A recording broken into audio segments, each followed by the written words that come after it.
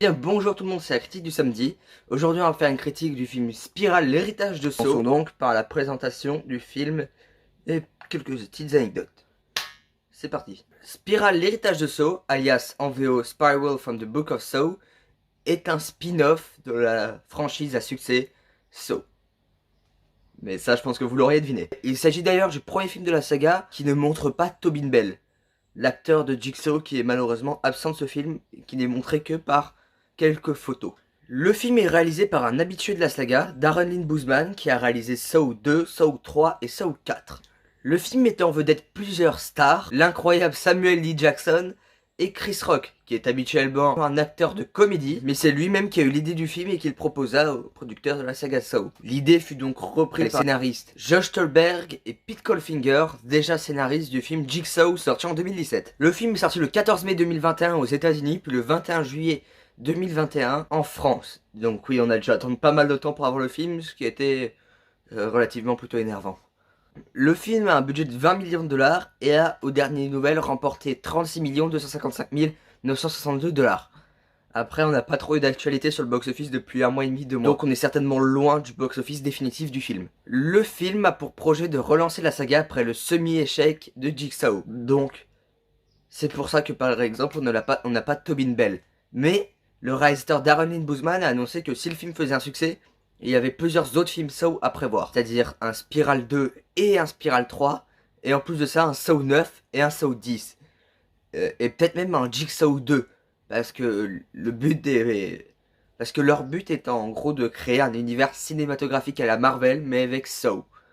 Ce qui est franchement plutôt intéressant et à voir.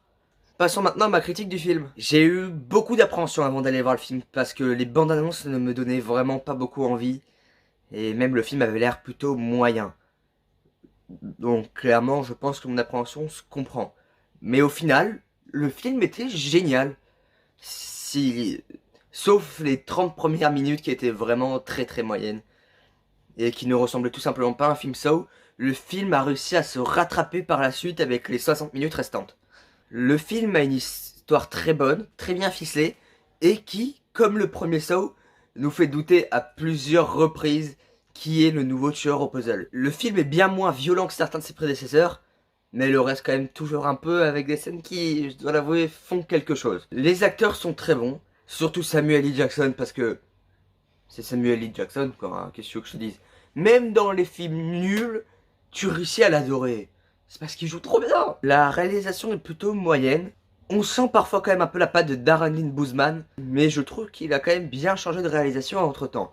Il s'agit pour moi du premier film de la saga à avoir une meilleure fin, un meilleur twist final que le premier opus.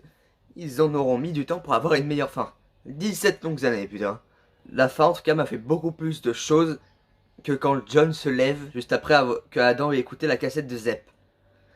Et d'ailleurs, parlons-en de Zep, vu que c'est la nouvelle musique de cet opus, Zep 9 est pour moi la deuxième meilleure version de Hello Zep, derrière The Final Test, la version de la fin de Saw 3. C'est d'ailleurs celle qui ressemble le plus au Hello Zep du premier opus, mais je la trouve quand même bien améliorée. Malheureusement, la première demi-heure du film gâche un peu la note que le film aurait pu avoir, mais ça ne m'empêche que je dois le noter 7,5 sur 10.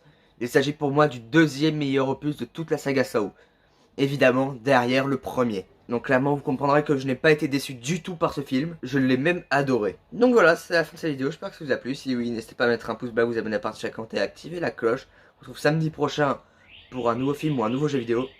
Bye.